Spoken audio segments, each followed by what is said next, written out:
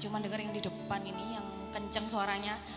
Coba sekali lagi shalom. Shalom. Siap memuji Tuhan sore hari ini, amin. Amin. Yang siap memuji Tuhan katakan amin. Amin. Sekali katakan amin. Amin. Yuk, aku undang kita mau sama-sama bangkit berdiri, kita mau sama-sama bersorak-sorak bagi Tuhan, kita mau bersuka cita sore hari ini. Oke, kita mau sama-sama satukan hati kita dulu, kita mau datang ke hadapan Tuhan. Bapak, kami sungguh mengucap syukur buat kesempatan yang Kau berikan kepada kami sore hari ini Tuhan. Kami anak-anak muda mau datang ke tempat-Mu beribadah. Kami mau bawa pujian kami, penyembahan kami yang terbaik untuk menyenangkan, untuk memuliakan nama-Mu. Hanya di dalam nama Tuhan Yesus. Mari yang siap bersuka cita kita mau katakan amin. Kasih tepuk tangan sorak-sorai bagi Tuhan kita Yesus. Kita mau bersorak haleluya. Sebab hanya Engkau yang layak ditinggikan di bumi dan di surga Tuhan. Sama-sama kita mau nyanyikan. Yesus Kau kekuatan di hidupku. Takkan gentar langkahku.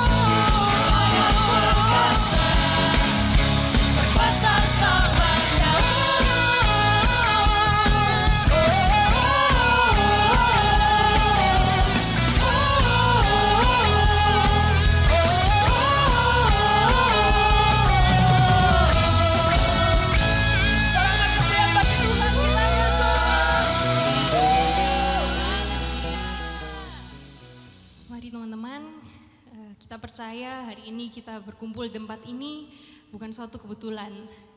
Tapi Tuhan telah manggil dan memilih kita untuk Dia akan bekerja dalam hidup kita. Mari kita masuk ke hadirat Tuhan lebih lagi.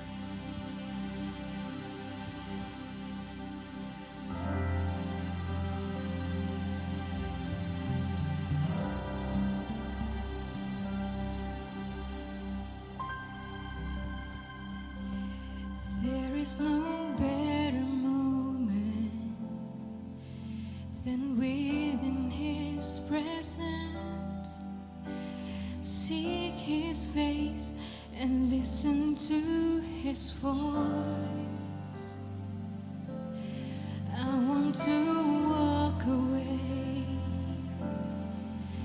from the clamor of the world and dwell in His house all the days of my life.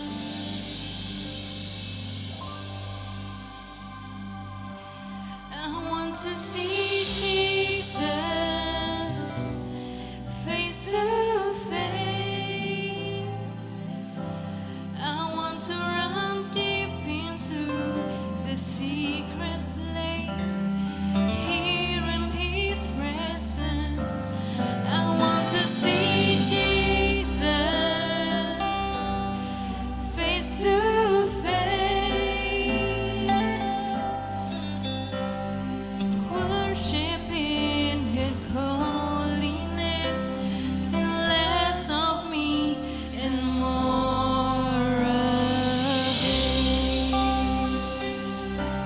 Mari sama-sama teman-teman, kita datang lebih dalam lagi memuji Dia.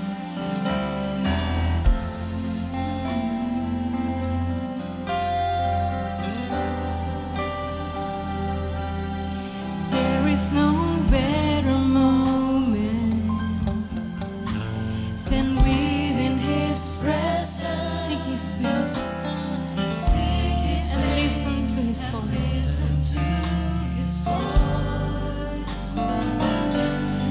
I want to walk away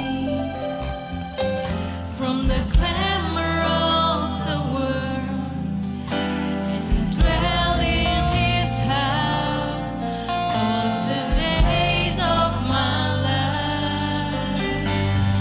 Dwell in His house all the days of my life. I want to see Jesus face to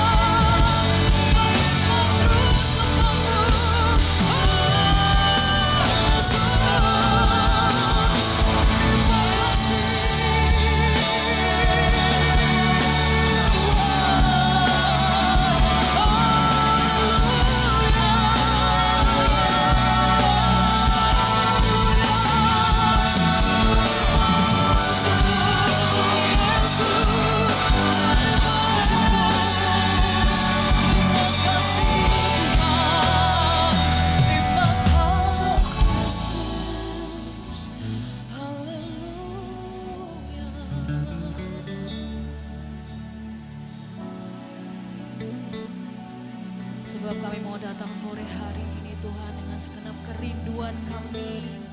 Hati kami yang haus dan lapar akan Engkau.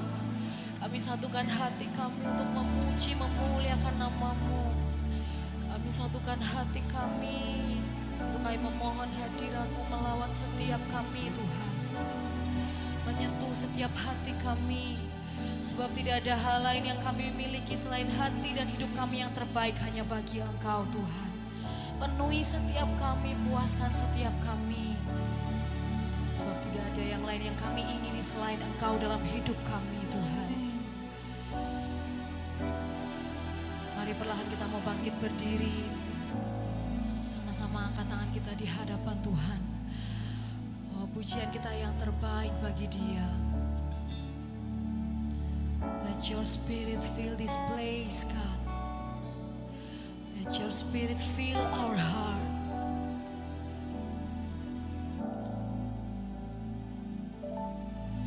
Let your spirit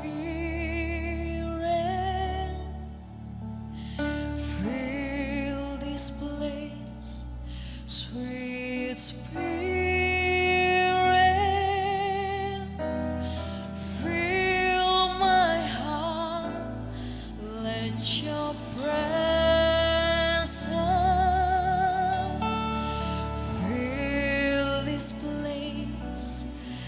As we worship you, let your spirit fill this place, sweet spirit, fill my heart, let your presence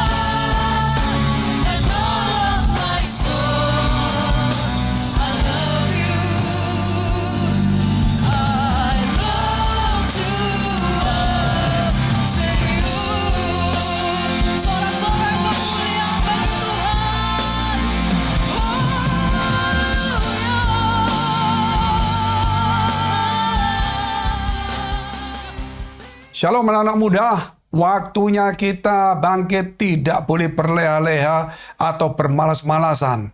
Karena Tuhan sudah bangkit, mari kita melihat kemuliaan Tuhan sudah dinyatakan. Bangkitlah, karena kemuliaan dan kedatangan Tuhan sudah sangat dekat.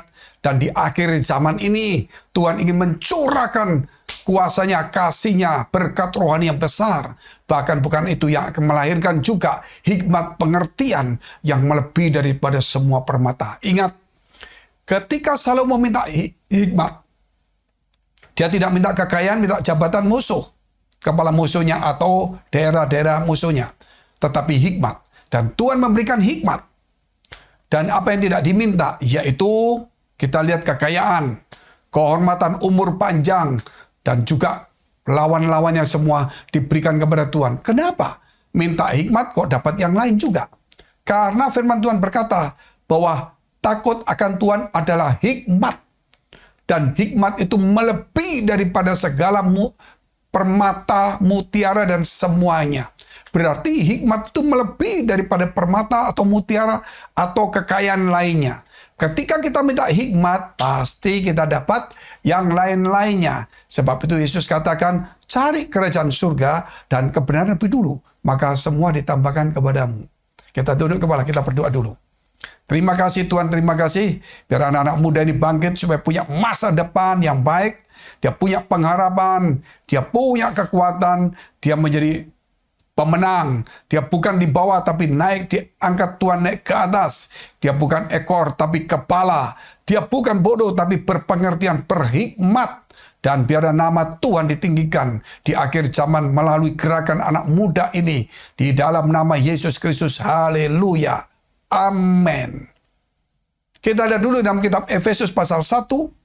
Ayat 1 sampai dengan 11. Satu persatu kita bahas ayat ini. Ayat yang indah sekali. Ayat 1 dahulu. Dari Paulus Rasul Kristus Yesus oleh kehendak Allah. Kepada orang-orang kudus di Efesus, orang-orang percaya dalam Kristus Yesus. Sampai di sini dulu. Kitab Efesus pasal 1 ayat 1 ditujukan kepada orang-orang kudus. Yaitu orang-orang yang percaya kepada Yesus Kristus. Kalau saudara anak-anak muda hari ini, dan kita mau mempelajari kitab Efesus ini pasal 1, ingat, berarti walaupun kita masih muda, kita akan disebut orang-orang kudus yang percaya Yesus Kristus. Bukan orang-orang kudis, saudara, tetapi orang-orang kudus, ya orang yang menyucikan dirinya oleh kematian dan darah Yesus Kristus. Orang yang berjalan sesuai iman kepada Yesus Kristus. Orang yang melakukan ajaran Yesus. Orang yang punya dan mengubah dirinya punya karakter Yesus Kristus. Luar biasa sekali. Dan tentunya kita punya misi. Selain kita punya misi masa depan kita, misi gereja, misi Tuhan harus diutamakan. Disitulah kemudian kita mendapatkan suatu kemenangan. Satu contoh saja. Ketika seseorang misi ke satu daerah, apa yang terjadi? Maka apa yang nggak mungkin menjadi mungkin. Ini salah satu contoh dari teman saya, yaitu pendeta Johnny yang ada di Singapura. Dia sudah menikah sekian tahun nggak punya anak. Sudah didoakan pendeta-pendeta kota Jakarta, pendeta top, sampai yang ya ngetop juga.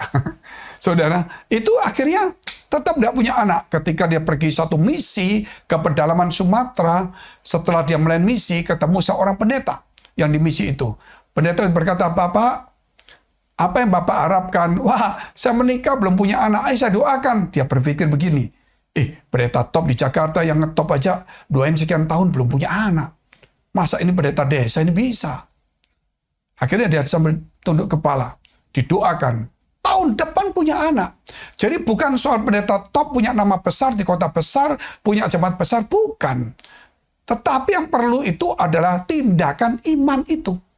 Yaitu ketika misi itu kita lakukan, ketika kita memberitakan nama Yesus, ketika kita melakukan ajaran Yesus, ketika melakukan perintah Yesus Kristus, ketika kita mulai misi ke satu daerah, percayalah, disitulah doa-doa kita yang tidak bisa terjawab menjadi terjawab. Contoh juga gampang, itu Abraham. Dia nggak punya anak, tapi punya kekayaan. Dia minta anak nggak dikasih. Tetapi Tuhan berkata, pergilah. ke satu negeri yang kujanjikan kepadamu. Ketika pergi itulah, di perjalanan negeri itu baru dia punya anak. Artinya di sini bahwa kita sebagai orang-orang kudus, kita harus menjalankan ajaran Yesus, kita punya karakter Kristus, jangan lupa kita tetap misi sambil pemuridan. Nah, ini yang kita lakukan. Apapun anak muda, jangan sampai berkata, buat apa aku misi, capek-capek tidur di pinggir jalan. Oh, ada teman-teman kita semua. Ada pendeta-pendeta biasa, saya bawa ke misi, pulang, wih terkenal dia. Oh, berapa pendeta? Itu tanya teman-teman, itu zaman tahun 2000 berapa? 1997. Orang-orang yang belum terkenal pulang 1-2 tahun terkenal.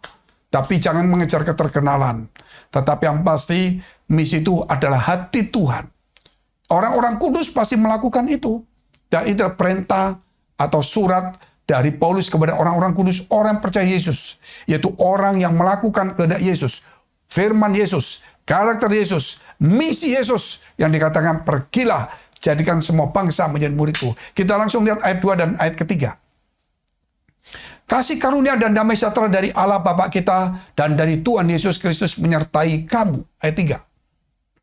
Terpujilah Allah dan Bapa Tuhan kita Yesus Kristus yang dalam Kristus telah mengaruniakan kepada kita segala berkat rohani di dalam surga. Terpujilah Allah Bapa Tuhan kita Yesus Kristus yang di dalam Yesus telah mengaruniakan segala berkat rohani yang di dalam surga.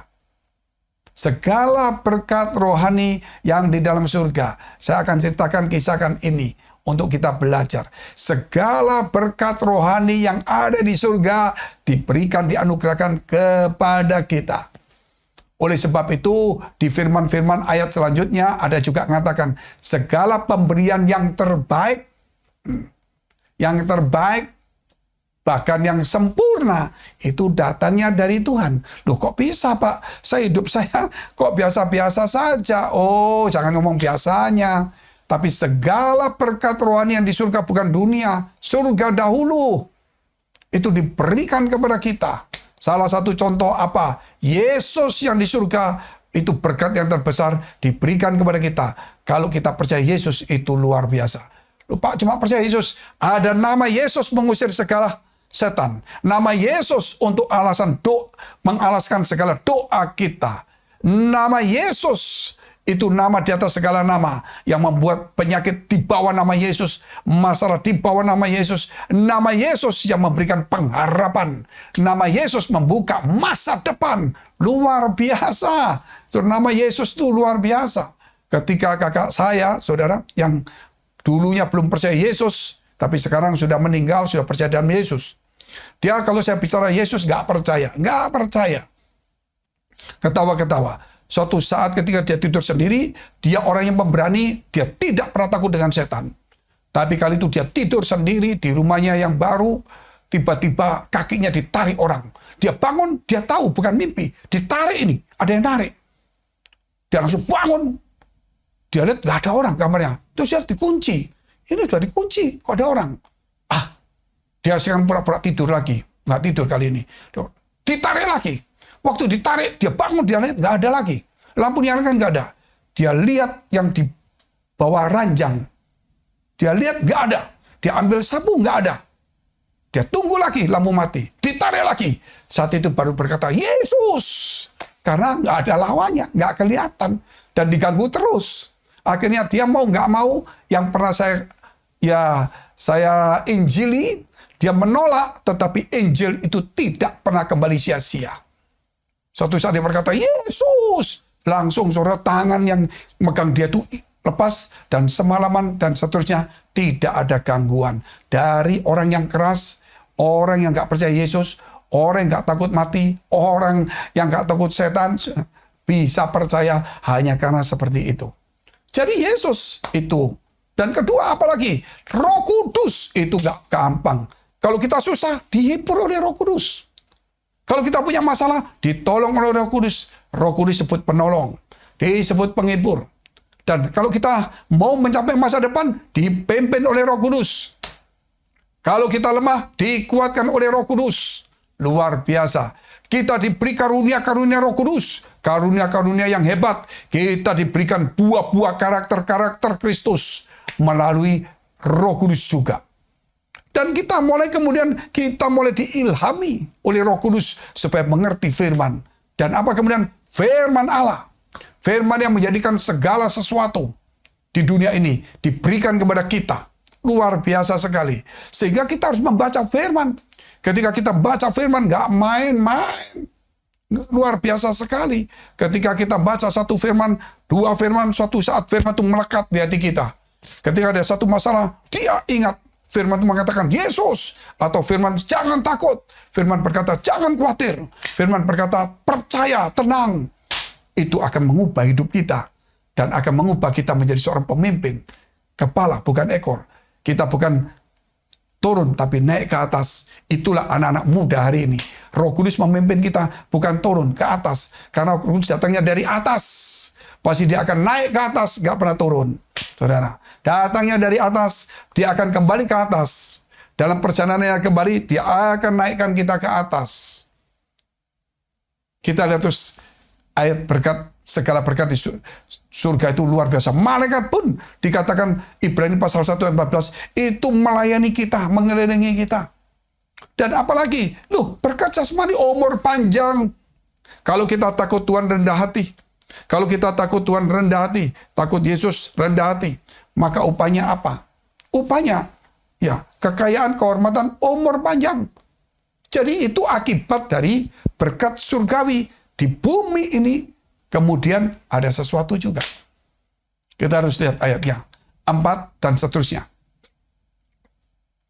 Sebab di dalam Dia, Yesus Kristus, Allah telah memilih kita sebelum dunia dijadikan, supaya kita kudus dan tak bercacat di hadapannya.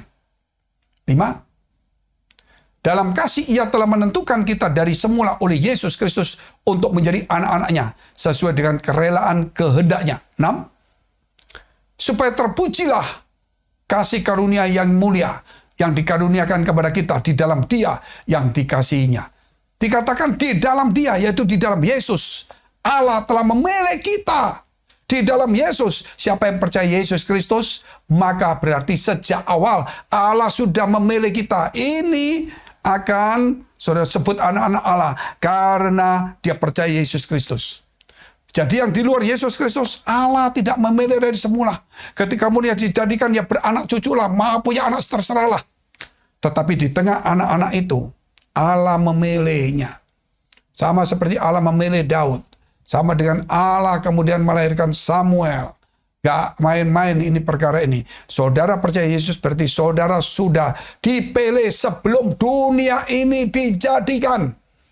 Dipilih di dalam Yesus. Percaya Yesus yang adalah Tuhan. Percaya Yesus Juru Selamat. Percaya Yesus itu adalah, saudara tahu, Dia Mesias. Yesus Tuhan, Yesus Juru Selamat, Yesus Mesias, Yesus Juru Selamat. Yesus adalah Allah. Jangan salah. Yesus Allah, Yesus Tuhan, Yesus Juru Selamat, Yesus Mesias. Gak main-main, saudara.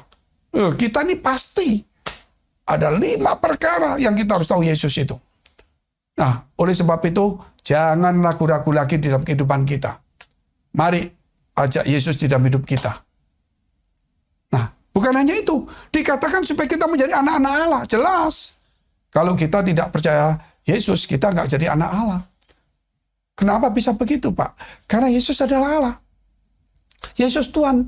Yesus Juru Selamat. Yesus itu Mesias. Dan Yesus itu, saudara tahu, Sang Firman.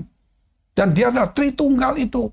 Ketika dia turun ke dunia sebagai anak Allah, karena dia turun sebagai anak Allah, dan dia menyebut Allah sebagai Bapa, dan kita percaya pada Yesus, otomatis kita nyebut Allah sebagai Bapa.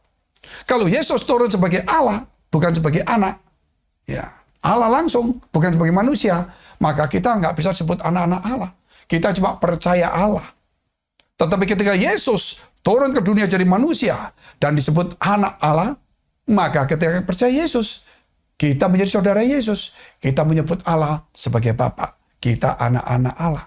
Dan anak-anak Allah itu ahli waris surga. Jangan berkata ahli waris bumi. Bumi ini cuma singkat, orang kaya ditinggal saja. Dengan masa pandemi ini, saudara, saya melihat banyak teman-teman orang-orang kaya, punya uang banyak. Akhirnya ulang tahun pas bulan 7. Dia ngundang orang begitu banyak, tetapi tetap, saudara, 70 makan seenaknya. Padahal sudah dicek masuknya, sudah pakai masker.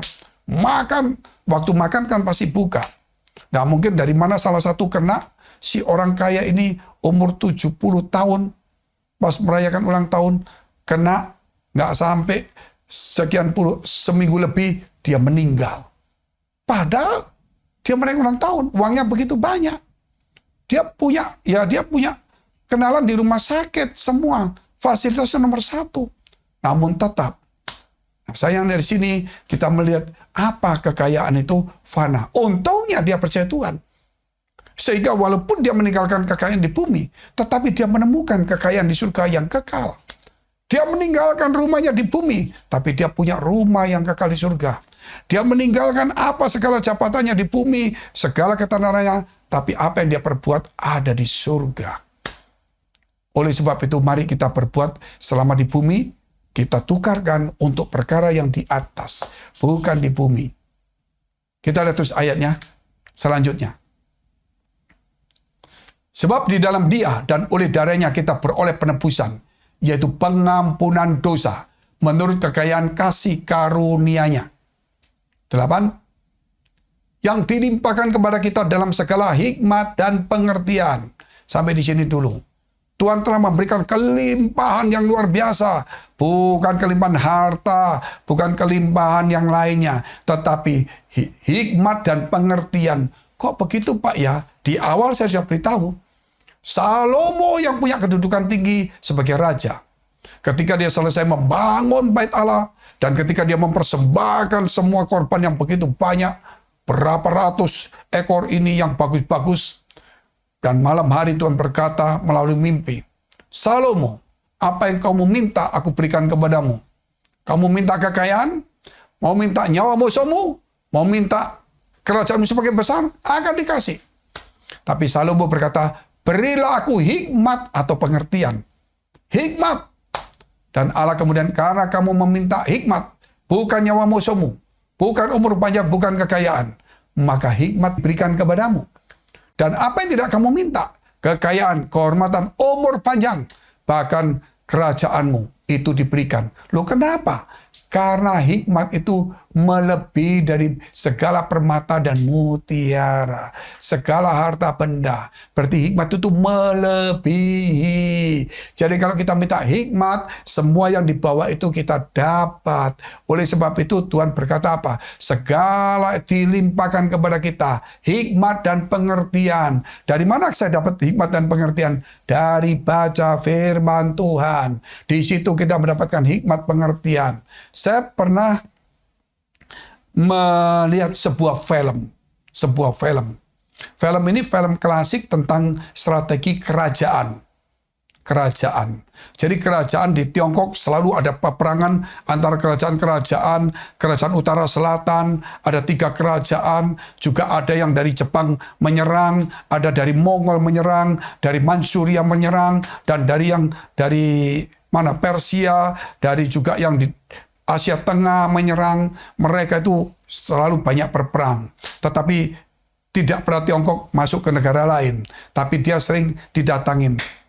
Nah, ketika perang-perang terjadi, saya melihat film itu, ada 2 orang yang top-top itu, penasihat-penasihat militernya. Dia cuma berkata begini, oh ini perang musuhnya begini. Ingat di zamannya perang itu. Ketika raja melakukan ini, kesalahannya di sini. Dan gudangnya kemudian dikasihkan orang jenderal yang tidak berpengalaman. Sehingga musuhnya ketika berperang, dia lihat, di lapangan jenderal ini hebat. Tapi yang jaga gudang, amunisi, itu jenderal paling gampang tidur, suka minum. Nah, dia mulai serang gudangnya dulu. Waktu gudangnya diserang, dibakar, maka merosotlah yang namanya semangat daripada prajurit, karena nggak ada makanan. Jadi di sini musuh itu melihat mana yang lemah. Akhirnya Dua penasihat itu selalu ngomong gitu. Nanti kalau ini kuat, nah ini dia kasih lagi. Biasanya musuh itu akan begini-begini. Itu kejadian zaman itu. Kalau raja, kalau kita kasih ini dulu, pengalaman seperti ini. Jadi kita harus, waduh hebat. Jadi dia melihat dari buku perangnya yang zaman dahulu. Kesalahan raja, militer, kesalahan daripada panglima, kesalahan senjatanya, waktunya. Jadi bagaimana? Kalau perang, tunggu jam 12. Loh, kenapa? Kalau jam 12? Karena kalau jam 12 siang, matahari ada di atas kita. Musuh kita tidak kuat matahari, tidak kuat panas. Kedua, kalau kita perang sama dia, itu pas matahari menghadap dari timur, kita ini pas musuh kita di timur. Jadi kita akan silau. Jadi tunggu jam 12 siang. Kalau dia serang, kita pelan-pelan dulu. Jadi jarak jauh. Jadi pas jam 12 siang, kita siap perang. Nah, waktu jam 12 perang, maka saudara mulai pelan-pelan mendekati matahari terbenam. Musuh yang dari timur ini akan menuju ke barat perangnya, atau menghadap musuh yang ke barat, pasti dia silau. Sehingga mereka pakai tameng begini, mereka sudah silau, pada saat itu masuk pasukan. Nah ini dari hikmat, bukan senjata yang menentukan itu, walaupun itu membutuhkan. Hikmat dan pengertian. Anak-anak muda, modal kerjaan bukan hanya kita S2, S3, banyak S2, S3, saudara jual es campur kan, kebanyakan es. Nah, ada yang nggak bisa kerja, tapi perlu hikmat pengertian firman Allah ini. Supaya kita ada pengalaman Daud, bagaimana jatuh bangunnya Saul, bagaimana Yakub bisa dari orang anak bungsu bisa menjadi punya hak kesulungan, bagaimana Ishak di tengah kelaparan, bagaimana Abraham punya anak, bagaimana bagus sekali. Kita bisa lihat, oh itu pelajaran. Sehingga itu hikmat dan pengertian kita harus dapat. Yang terakhir kita selesaiin dulu. Sebab ia telah menyatakan rahasia kehendaknya kepada kita, sesuai dengan rencana kerelaannya, yaitu rencana kerelaan yang dari semula telah ditetapkannya di dalam Kristus. 10. Sebagai persiapan kegenapan waktu untuk mempersatukan di dalam Kristus sebagai kepala segala sesuatu, baik yang di surga maupun yang di bumi. Sampai di sini dulu. Jadi kalau kita melayani, kita harus tahu, kita harus ada kesatuan hati, kesatuan visi. Jangan sampai kita hatinya bersatu, tapi visi nggak bersatu. Visi di gereja itu sudah memberikan bahwa itu back to his teaching atau blessing in the spirit. Berkat rohani utama, hikmat utama, Yesus, Roh Kudus, firman, berkat rohani, hikmat, harta semua itu menyusul karena di bawah hikmat. Kalau kita punya hikmat, harta ikut. Kalau kita minta harta, kita meninggalkan. Jadi kita harus tahu mengikuti ini semuanya. Jangan sampai kita salah semuanya. Dari sini kemudian kalau kita melihat Yesus sudah memberikan kepada kita hal-hal yang luar biasa. Jangan sampai anak muda salah. Kita lihat dulu kembali ayatnya supaya kita jelas. Ayat 9. Sebab ia telah menyatakan rahasia kehendaknya kepada kita sesuai dengan rencana kerelaannya. Yaitu rencana kerelaan yang dari semula telah ditetapkannya di dalam Kristus. 10. Sebagai persiapan kegenapan waktu untuk mempersatukan di dalam Kristus sebagai kepala segala sesuatu, baik yang di surga maupun yang di bumi. Jadi kesatuan. Kalau kita punya visi sendiri, itu rumah tangga kita. Punya visi pekerjaan kita. Setiap visi pribadi itu beda dengan orang lain. Tapi kalau di gereja, visi pribadi tidak bisa masuk. Visi gereja itu semua akan dipakai Tuhan. Dan akan diberkati Tuhan. Kerjanya masing-masing. Sesuai dengan hikmat Tuhan berikan. Berkatnya masing-masing. Tetapi tidak bisa kerjaan ini dimasukkan ke gereja ini diberkati. Nggak mungkin. Tapi visinya semua dipakai Tuhan. Semua akan diberkati Tuhan. Tinggal kita mencari jalan masing-masing. Apa yang Tuhan mau berikan keluargaku. Apa yang Tuhan mau berikan di dalam pekerjaanku. Tetapi yang pasti kesatuan visi. Hanya juga kesatuan hati kita, kesatuan iman kita itu perlu. Jangan sampai di dalam pelayanan setelah kita pintar, kita khotbah, punya karunia, kita mau memecahkan diri. Aku mau jadi pemimpin besar. Akhirnya jadi Saul. Bedanya Saul sama Daud itu jelas. Saul tidak mau dinasihati oleh Samuel. Daud ditegur, dia mau dan dia bertobat. Tetapi Saul tidak mau. Nah inilah satu gambaran. Jadi kesatuan, jaga kesatuan. siapapun yang dipilih harus naik. Ketika Daud berperang dan menang, Daud jadi panglima, masih muda. Semua orang tetap tunduk. Semua tunduk. Akhirnya kalau kita melihat, kemudian Daud dikejar-kejar. Masih muda. Yang ikut itu pernah pasukan, mungkin orang usia tua, tetap dia tunduk kepada pemimpin yang namanya Daud. Artinya, orang yang diurapi, orang yang dipilih Tuhan, muda ataupun masih belum pengalaman, kita harus hormati. Karena Tuhan menyertai dia. Kalau kita hormati, ya saya yakin berkat itu turun. Seperti Mazmur 133. Jikalau kita rukun bersama, maka berkat itu turun. Dan maka berkat itu diperintahkan mengejar kita. Sehingga kita tidak mengejar berkat, tapi kita dikejar berkat. Anak-anak muda, jangan kerja sampai mengejar berkat, sampai kita membuang waktu kita, tenaga kita sampai sakit. Karena berkat Tuhan yang jadi kaya susah payah tidak menambahnya. Bukan berarti tidak boleh kerja keras. Boleh. Tetapi jangan sampai menomorduakan Tuhan. Jangan sampai menomorsatukan pekerjaanmu. Jangan sampai mengorbankan imanmu. Jangan sampai mengorbankan waktu, tenagamu, masa mudamu. Tetapi berikan juga kepada Tuhan. Yang terakhir, ayat 11. Aku katakan di dalam Kristus, karena di dalam dialah kami mendapat bagian yang dijanjikan. Kami yang dari semula ditentukan untuk menerima bagian itu sesuai dengan maksud Allah, yang di dalam segala sesuatu bekerja menurut keputusan kehendaknya. Jadi kalau kita mau di dalam Kristus, maka kita mendapatkan apa yang dijanjikan. Yesus berjanji bahwa kita akan mendapatkan kelegaan. Yesus berjanji bahwa dia akan menyertai kita sampai akhir zaman. Yesus berjanji apa saja yang kita minta dalam namanya, asal kita mau di dalam Yesus dan firman-Nya tinggal di dalam kita, maka kita akan menerimanya. Yesus berjanji kalau kita mau tinggal di dalam Tuhan, di dalam Dia, maka kita berbuah banyak. Yesus berjanji bahwa Dia katakan tidak ada satupun orang yang diserahkan Bapa kepadaku yang dibiarkan binasa selain mereka yang di luar Yesus. Kita tunduk kepala, kita mau berdoa.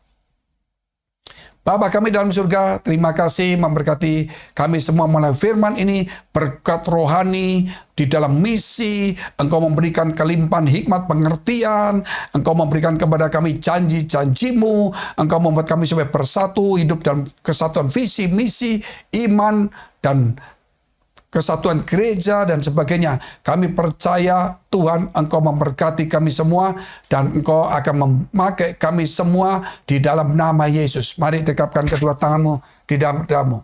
Karena untuk menerima berkat itu mudah, namun menjaga itu sukar. Sebab itu firman Tuhan berkata, jagalah hatimu dengan penuh segala kewaspadaan. Karena dari situlah terpancar kehidupan. Jadilah berkat dan terimalah berkat rahmat anugerah dari Allah Bapa di surga. Di dalam putra tunggalnya Yesus Kristus yang sudah mati untuk dosa-dosa kita dan bangkit pada hari ketiga. Dan dia kemudian naik surga, menyediakan rumah, akan datang menjemput kita dan akan menghakimi dunia di dalam persekutuan dengan Roh Kudus mulai hari ini sampai selama-lamanya. Kita akhiri dengan doa yang diajarkan Tuhan Yesus. Bapa kami yang ada di surga, dikuduskanlah namamu. Datanglah kerajaanmu, jadilah kehendakmu di bumi seperti di surga. Berikanlah kami pada hari ini makanan kami yang secukupnya, dan ampunilah kami akan kesalahan kami, seperti kami juga telah mengampuni orang yang bersalah pada kami. Dan jangan membawa kami ke dalam pencobaan, tetapi lepaskanlah kami daripada yang jahat. Karena Engkau yang punya kerajaan, dan kuasa, dan kemudian sampai selama-lamanya. Amin. Sampai jumpa. Tuhan Yesus memberkati. God bless.